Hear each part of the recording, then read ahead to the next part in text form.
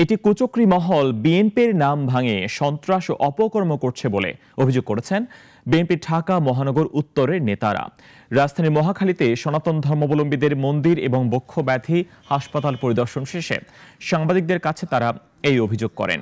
BNP নেতারা বলেন, সংখ্যালঘুদের উপর হামলা ও নির্যাতনকারীদের চিহ্নিত করে আইনের আওতায় আনা হবে। ধর্মীয় সংখ্যালঘুদের সার্বিক নিরাপত্তা বিধানে বিএনপির হাইকমান্ডের পক্ষ থেকে স্পষ্ট নির্দেশনা দেয়া আছে বলেও জানান তারা।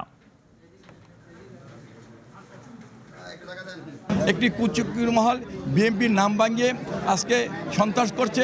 যে ধর্মই হোক না কেন, আমরা সবাই এদেশের নাগরিক, আমরা সবাই বাংলাদেশে, আমরা ভাই ভাই, আমরা সবাই মিলেমিশে থাকবো।